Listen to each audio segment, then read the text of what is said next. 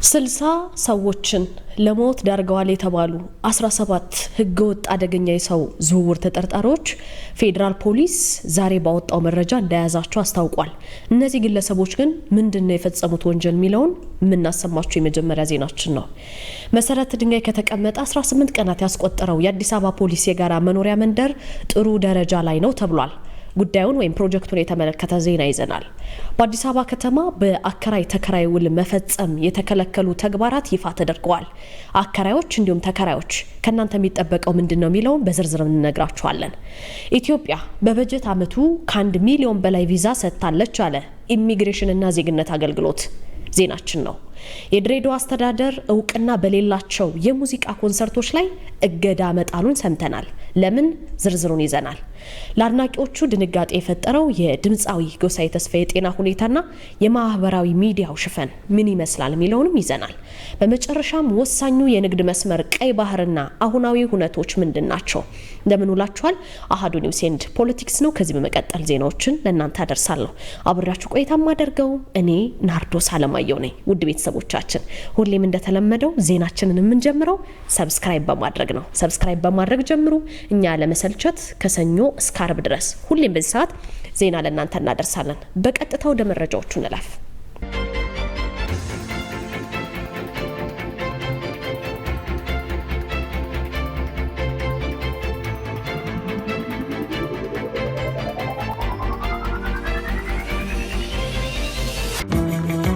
ከ17ኛው መቶ ክፍለ ዘመን አንስቶ የጠቢባን የአብርሆታቸው ምንጭ ልዩ ቡናና የቡና ጥበብ ነው።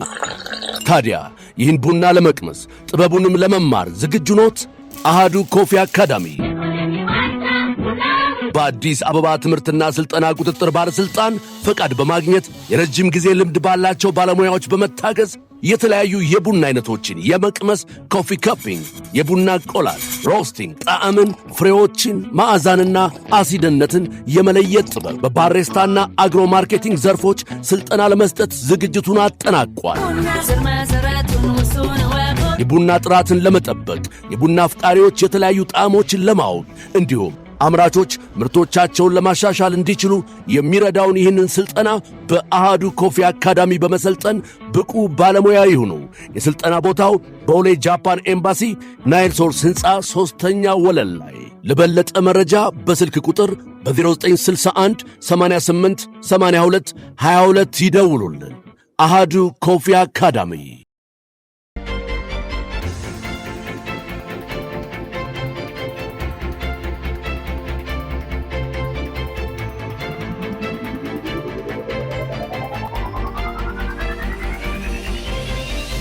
ስደተኞችን ለሞት ዳርገዋል የተባሉ 17 አደገኛ ህገወጥ የሰዎች አዘዋዋሪዎች መያዛቸውን ፌዴራል ፖሊስ አስታውቋል። ዛሬ የኢትዮጵያ ፌዴራል ፖሊስ ከ60 በላይ ለሚሆኑ ስደተኞች ሞትና ለበርካታ ሴቶች ጾታዊ ጥቃት ወይም መደፈር ተጠያቂ ናቸው የተባሉ 17 አደገኛ የሰው አዘዋዋሪዎችን ይዣቸዋለሁ ብሏል። የምትመለከቷቸው ናቸው እነዚህ ግለሰቦች የመን ውስጥ ኢትዮጵያውያን ስደተኞች ላይ በጣም ከፍተኛ የሆነ ኢሰባዊ ድርጊቶች ይፈጽሙ ነበር የተባሉት እነዚህ ሰዎች ከተጎጂዎች 1 ቢሊዮን ብር መሰብሰባቸውም ገልጸዋል ወይም ዘርፈዋል ማለት ነው።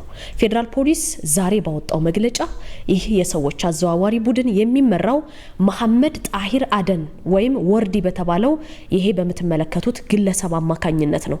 የዚህን ተጠርጣሪ ጨምሮ በቁጥጥር ስር የዋሉ 17 ወንዶች ፎቶግራፍንም ፌዴራል ፖሊስ ዛሬ ይፋ አድርጓል ማለት ነው። እንግዲህ ሰዎች ህይወታችን ለውጣለን፣ ቤተሰቦቻችን እናግዛለን፣ ነገ መልካም ይሆናል ብለው ከሀገር ይሰደዳሉ። ነገር ግን በእነዚህ ህገወጥ አዘዋዋሪዎች አማካኝነት ህይወታቸውን እስኪጠሉ ድረስ ስቃይ ይደርስባቸዋል። ግለሰቦቹ የተያዙት ከፍትህ ሚኒስቴር፣ ከብሔራዊ መረጃና ደህንነት አገልግሎት እንዲሁም ከሌሎች ባለድርሻ አካላት ጋር በተደረገ በጣም ጠንካራ ክትትልና ምርመራ ነው። የፌዴራል ፖሊስ መግለጫ ግለሰቦቹ መቼና የት በቁጥጥር ስር እንደዋሉ ግን አልገለጸም። የፌዴራል ፖሊስ ሚዲያና ኮሙኒኬሽን መምሪያ ኃላፊ ጄይላን አብዲ ተጠርጣሪዎቹ በቁጥጥር ስር የዋሉበት ኦፕሬሽን ከሰሞኑ ለ15 ቀናት መካሄዱን ተናግረዋል ለቢቢሲ። ግለሰቦቹ በአዲስ አበባ ከተማና ሀረሪ ክልል ጨምሮ ከተለያዩ የሀገሪቱ አካባቢዎች እንደተያዙ ነው ያከሉት። እንግዲህ እነዚህ ሰዎች ናቸው በራሳቸው ወገን ላይ እንደዛ አይነት ስቃይ እንዲደርስ የሚያደርጉት ወይም ደግሞ ህገወጥ ስደት ይቁም የሚባለው በእንደነዚህ አይነት በጣም አደገኛ የሰው አዘዋዋሪዎች በሚደርስ ስቃይና መከራ ምክንያት ነው። ፌዴራል ፖሊስ ባወጣው መግለጫ ተጠርጣሪዎቹ በቁጥጥር ስር ከዋሉ በኋላ በሰውና በሰነድ ማስረጃ የተደገፈ የምርመራ መዝገብ ተደራጅቶ ለፍትህ ሚኒስቴር መተላለፉንም አስታውቋል። አደገኛ ህገወጥ አዘዋዋሪ ተብሎ በተገለጸው መሐመድ ጣሂር አደን የምትመለከቱት ግለሰብ የተደራጀ የወንጀል ቡድን ሰዎችን ህገወጥ በሆነ መንገድ ወደ ሳውዲ አረቢያ ሲልክ እንደነበረ መግለጫው ያስረዳል። ስደተኞቹን ደግሞ ሲያዘዋውሩ የነበረው ከኢትዮጵያ ምስራቃዊ ክፍል በመነሳት በጅቡቲና በየመን በኩል በማቋረጥ አደገኛ የሚባል መስመር ነው። በእነዚህ መስመሮች በማቋረጥ እንደሆነ የተገለጸው ከተለያዩ የኢትዮጵያ አካባቢዎች በደላሎች አማካኝነት ስደተኞችን ሲመለምሉ እንደነበረም ነው የተሰማው። እነዚህ ሰዎች የህገወጥ የሰዎች ዝውውር መረብ ዘርግተው ተጎጆቹ በየመን በኩል ወደ ሳውዲ አረቢያ ገብተው የተሻለ ኑሮ እንደሚኖሩ ሐሰተኛ ወይም የሌለ ተስፋ በመስጠት በማሳመን ሲልኩ ነው የቆዩት። ለዛ ነው እዛ የሄዱ ሰዎች ስቃይ የሚደርስባቸው። እንደ ፌዴራል ፖሊስ ገለጻ ከሆነ ደግሞ ኢትዮጵያውያኑ ስደተኞች ድንበር ከተሻገሩ በኋላ ለከፍተኛ ኢሰብአዊ ድርጊቶች ተጋልጠዋል። ስደተኞቹ ወደ የመን ተወስደው የመን ውስጥ በሚገኙ ለዚሁ ዓላማ ስራዬ ተብለው በተዘጋጁ መጋዘኖች ታጉረው በጣም ከፍተኛ ኢሰብአዊ ድርጊቶች ይፈጸሙባቸው ነበር ነው የተባለው። በእነዚህ መጋዘኖች ውስጥ ከተያዙ ስደተኞች ቤተሰቦች በጣም ከፍተኛ ገንዘብ እንደተጠየቀ መግለጫው ያስረዳል። ተጎጂዎቹን እየደበደቡ እንዲሁም እያሰቃዩ እናንተ በተለያዩ ሚዲያዎች ላይ ቲክቶክ ላይ በተለያዩ ሶሻል ሚዲያዎች ላይ እንደምታዩት በጣም ስቃይና መከራ እያበዙባቸው እየደበደቧቸው እያሰቃዩቸው ቪዲዮ ቀርጸው ገንዘቡን መክፈል ወዳልቻሉ ቤተሰቦች ይልኩ እንደነበር ማረጋገጡንም ተገልጿል ማለት ነው። በዚህ ተግባር ከ1 ቢሊዮን ብር በላይ የኢትዮጵያ 1 ቢሊዮን ብር በላይ በህገወጥ መንገድ መቀበላቸው መዝረፋቸው እንዲሁም ደግሞ ከ40 ሺህ በላይ ሰዎችን ህጋዊ ባልሆነ መንገድ ማዘዋወራቸውን አስታውቋል። ከ60 ሰዎች በላይ ህይወታቸው አልፏል በእነዚህ ሰዎች ምክንያት። እነዚህ 60 ሰዎች ህይወታችን ይቀየራል ብለው ከሀገር የሚወጡ ሰዎች ናቸው። እንዲሁም በርካታ ሴቶች መደፈራቸው በምርመራ ተደርሶባቸዋል። ተጠርጣሪዎቹ ግን ለስደተኞች ሞት ተጠያቂ መሆናቸውንም አመላክቷል።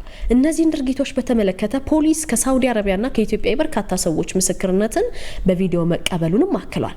እነዚህ ሰዎች ባገኙት ገንዘብ በሀገር ውስጥና በውጭ ሀገር ቋሚና ተንቀሳቃሽ ንብረት ማፍራታቸውንም እንደደረሰበት ፌዴራል ፖሊስ ገልጿል። ከነዚህ ወገኖቻቸው በሚሰበሰብ ገንዘብ ነው ንብረት የሚያፈሩት ማለት ነው። በስማቸው የነበረ ቤት፣ ተሽከርካሪ፣ ገንዘብ እንዲታገድ መደረጉንም በመግለጫው አስፍሯል ፖሊስ። እነዚህ ሰዎች ላይ የተደረገው በሰው የመነገድ በህገወጥ ሐዋላ እንዲሁም ደግሞ በህገወጥ የገንዘብ ዝውውር ወንጀሎች ምርመራ ተጠናቆ ጉዳዩ ፍትህ ሚኒስቴር መላኩንም ነው የተሰማው። የፌዴራል ፍትህ አካላት ካለፉት ወራት ወዲህ ወደ መካከለኛው ምስራቅ በሚደረግ ከፍተኛ ህገወጥ የሆነ የሰዎች ዝውውር ላይ የተሰማሩ ተጠርጣሪዎች ላይ የተወሰዱ እርምጃዎችን በተከታታይ ይፋ አድርገዋል። ፖሊስ በየጊዜው የሚለቃቸው ተጠርጣሪዎችም አሉ። በዚህ ጉዳይ ላይ ባለፈው ጥር በህገወጥ መንገድ ከኢትዮጵያ ያስወጧቸውን ስደተኞች ሊቢያ ውስጥ አግተው እጅግ አሰቃቂ ድርጊት ፈጽመዋል እንዲሁም ደግሞ ገንዘብ ተቀብለዋል የተባሉ 28 ሰዎች ላይ ክስ መመስረቱን የፌዴራል አቃቢ ህግ አስታውቆ ነበር እንደምታስታውሱት። እነዚህ ሰዎችን በህገወጥ መንገድ ነው እንደዚህ አይነት ግፍ የሚፈጽሙባቸው። በእነዚህ ተከሳሾች ከተዘዋወሩ ስደተኞች ውስጥ የሁለቱ ህይወት አልፏል። 15 ሰዎች ደግሞ የት እንደደረሱ እስካሁን አልታወቀም። መጋቢት ላይ ደግሞ በዓለም አቀፍ ደረጃ ይፈለግ የነበረ አደገኛ የሚባል ህገወጥ የሰዎች አዘዋዋሪ በሚል የተገለጸው ይትባረክ ዳዊት ወይም ክብሮም እኛ በተደጋጋሚ ለእናንተ ዜናው የምናደርስላችሁ ከስር እየተከታተልን ይትባረክ ዳዊት ወይም ክብሮም እንዲሁም 9 ግብረ አበሮቹ በቁጥጥር ስር መዋላቸውን ፌዴራል ፖሊስ አስታውቆ ነበር። እኛም ለእናንተ መረጃውን አድርሰናል።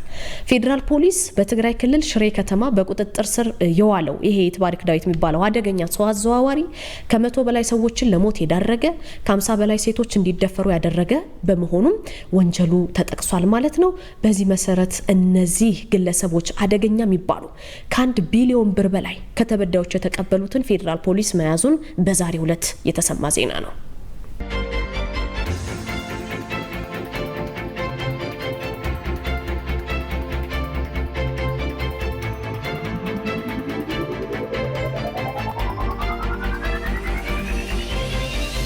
መሰረተ ድንጋይ ከተቀመጠ 18 ቀናት ያስቆጠረው የአዲስ አበባ ፖሊስ የጋራ መኖሪያ መንደር እንደምትመለከቱት ደረጃ ደርሷል።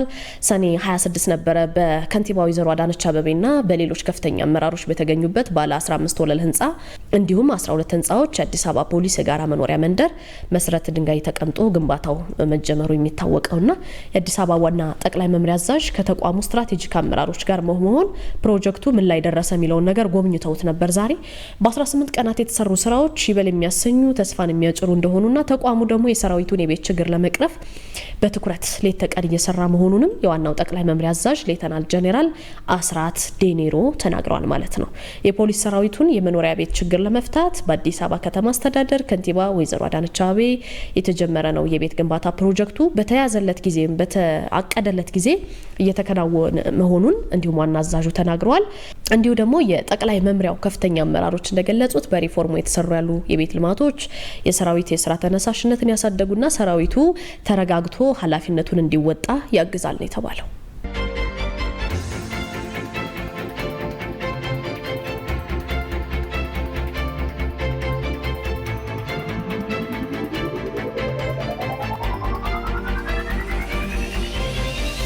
አዲስ አበባ ከተማ ውስጥ ያላችሁ አከራይና ተከራዮች ማወቅ የሚገባችሁ ህግና ደንቦች ምንድናቸው ሚለውን ነገር እስኪ እናንሳ። በአዲስ አበባ ከተማ በአከራይ ተከራይ ውል መፈጸም የተከለከሉ ተግባራት ይፋ ተደርገዋል። የመኖሪያ ቤት ኪራይ ውል ሳያስመዘግቡ ማከራየትና መከራየት አይቻልም። በአከራይ ወይም ተከራይ ቸልተኝነት የመኖሪያ ቤት ኪራይ ውል በአዋጁ የተቀመጠው የጊዜ ገደብ አሳልፎ ማስመዝገብ፣ የመኖሪያ ቤት ኪራይ ውል እድሳት አለማስመዝገብ አይቻልም። በአዋጁ ከተፈቀደው አግባብ ውጪ የዋጋ ጭማሪ ማድረግ አይቻልም። በአዋጁ ከሚፈቅደው ውጪ የውል ዘመን ሳይጠናቀቅ ከቤት ማስወጣት አይቻልም። በአዋጁ የተቀመጠውን የማስታወቂያ ወይም የማስጠንቀቂያ ጊዜ ሳይሰጥም ውል ማቋረጥ አይቻልም። አዋጁ ላይ ከተቀመጠው መጠን በላይ የቅድመ ክፍያ እንዲፈጸም ማስገደድም አይቻልም። በባንክ ወይም በሌላ ህጋዊ የሆነ የኤሌክትሪክ መንገድ የመኖሪያ ቤት ኪራይ ክፍያ አለመፈጸም አይቻልም። ቀደም ሲል ሲከራይ የቆየ መኖሪያ ቤት ወይም ግንባታው ሙሉ በሙሉ የተጠናቀቀ አዲስ መኖሪያ ቤት ያለ አገልግሎት ባዶ እንዲቀመጥ ማድረግ አይቻልም። በአዋጁ ለአከራይ የተሰጠውን ማበረታቻ ያለአግባብ መጠቀም፣ ሐሰተኛ መረጃ ወይም ማስረጃ ማቅረብ ተከልክሏል። የአዲስ አበባ ከተማ አስተዳደር ቤቶች ልማትና አስተዳደር ቢሮ እንዳመለከተው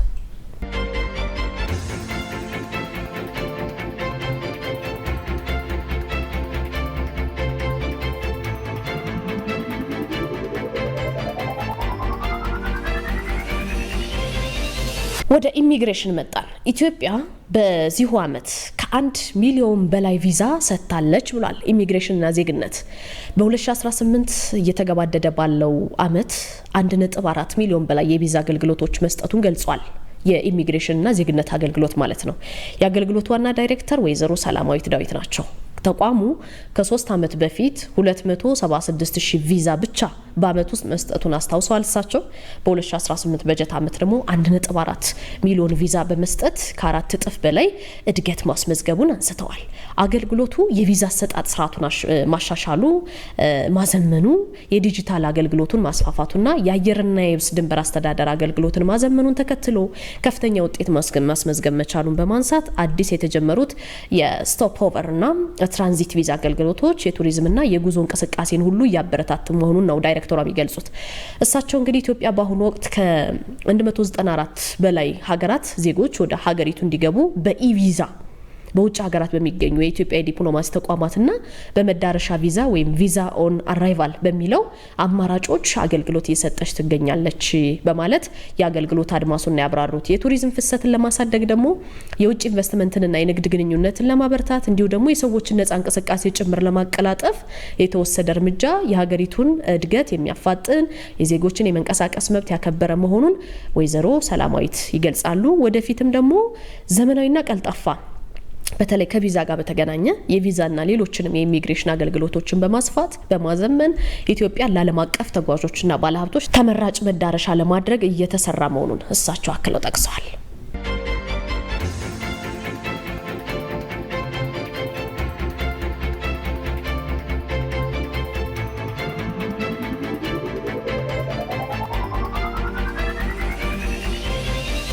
የድሬዳዋ አስተዳደር እውቅና በሌላቸው የሙዚቃ ኮንሰርቶች ላይ እገዳ ጥሏል።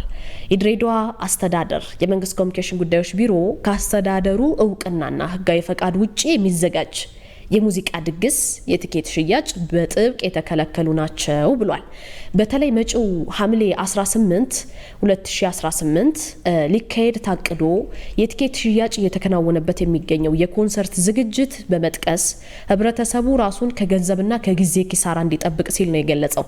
ድሬዳዋ አካባቢ ያላችሁ ሰዎች የጉዳይ እናንተን ይመለከታል። አስተዳደሩ በዚህ ህገወጥ ተግባር ላይ የተሰማሩ አዘጋጆችም ሆኑ ለዝግጅቱ ቦታ የሚያከራዩ አካላት በአስቸኳይ ከድርጊታቸው እንዲቆጠቡ አሳስቧል። መመሪያውን ተላልፎ በሚገኝ በማንኛውም አካል ላይ ጥብቅ ህጋዊ እርምጃ እንደሚወስድም አስጠንቅቋል።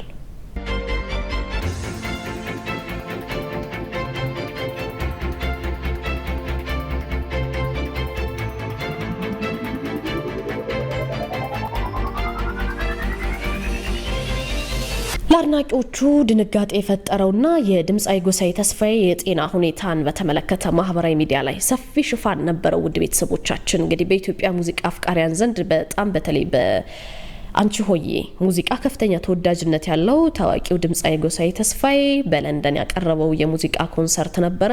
ይህንን የሙዚቃ ኮንሰርት አጠናቆ ወደ አዲስ አበባ ከተመለሰ በኋላ የጤና መታወክ እንዳጋጠመው ይፋ አድርጓል በራሱ ማህበራዊ ትስስር ገጽ ላይ። ድምፃዊው ወደ ሀገሩ መመለሱንና ህመም ላይ መሆኑን በይፋ የፌስቡክ ገጹ ላይ አጭር መልእክት ነው ያስቀመጠው። ታምሜ ገባሁ፣ ስለ ሁሉ ግን እግዚአብሔር ይመስገን የሚል አጭር መልእክት ከምትመለከቱት ምስል ጋር ነው ያስቀመጠው። ከዚሁ መልእክቱ ጋር ከኢትዮጵያ አየር መንገድ ባልደረባ ጋር የተነሳውን ፎቶግራፍ የያዘ ነው። በበርካታ ማህበራዊ ሚዲያዎች ላይም ሰፊ ሽፋን ያገኘ ነው። ምን ገጠመህ የሚሉ በርካታ አድናቂዎቹ ሲሰጡት የነበሩ አስተያየቶችን ተመልክተናል። ይሄ መረጃ እንደተሰራጨ በርካታ አድናቂዎቹና ወዳጆቹም ድንጋጤ ውስጥ የከተተ ጉዳይ ሆኗል ማለት ነው። በአሁኑ ወቅት ታዲያ የገጠመውን የጤና እክል ምን እንደሆነ በዝርዝር የታወቀ ነገር የለም፣ ወይም እሱም ይሄ ነው ብሎ ያስረዳው ነገር የለም። አድናቂዎቹም በማህበራዊ ሚዲያ መልካም ምኞታቸውንና አብሮነታቸውን እየገለጹለት ይገኛሉ። ይህ ፒክቸር ወይም ፎቶ ደግሞ በማህበራዊ ሚዲያ ላይ ከፍተኛ ሽፋን ያገኘና የአርቲስቱን መታመም በበርካታ አድናቂዎቹ ዘንድ ስጋት የፈጠረ ጉዳይ ሆኖ ነው ያመሸው።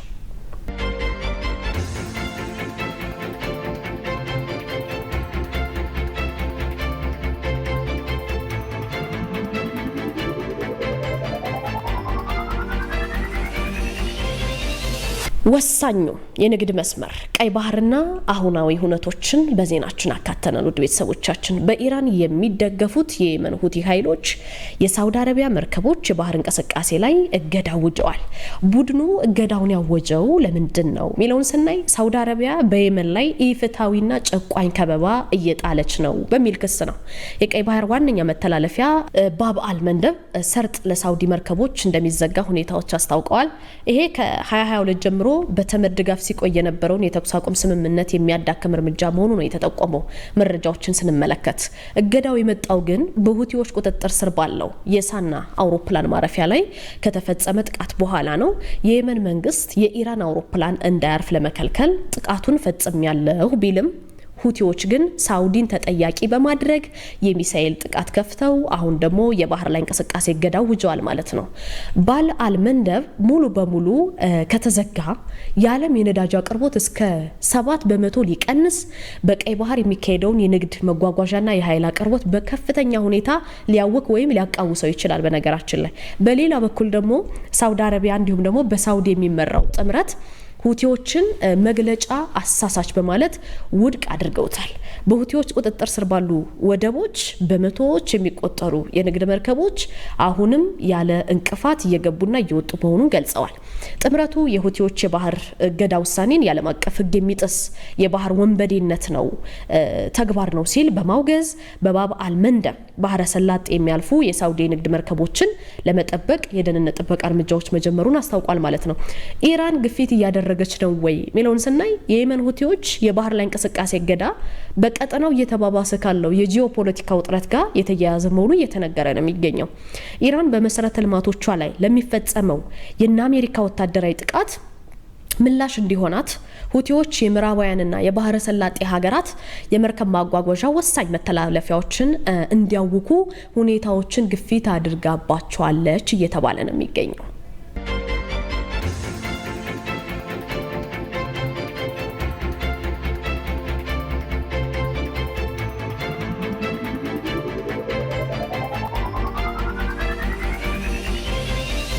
ውድ ቤተሰቦቻችን ለዛሬ ለሐምሌ 14 ያዝናቸው መረጃዎች እነዚህ ነበሩ። አብራችሁን ስለቆያችሁን ከልብ እናመሰግናለን። በውጭም በሀገር ውስጥ ሆናችሁ የምትከታተሉን ውድ ቤተሰቦቻችን አብራችሁን ስለምትሆኑ አምናችሁን ስለምትከታተሉን እጅግ አድርገን ነው እንደ ሁልጊዜም እናመሰግናችሁ። አዳዲስ የምትመጡ ቤተሰቦቻችን ሰብስክራይብ እያደረጋችሁ የቤተሰብ አባሎቻችን ሁኑ። ከዚህ በመቀጠል ቀጣዩ ምሽት የተባረከ ደስ የሚል እንዲሆንላችሁ እመኛለሁ። በያላችሁበት ጥሩ ምሽት ይሁንላችሁ።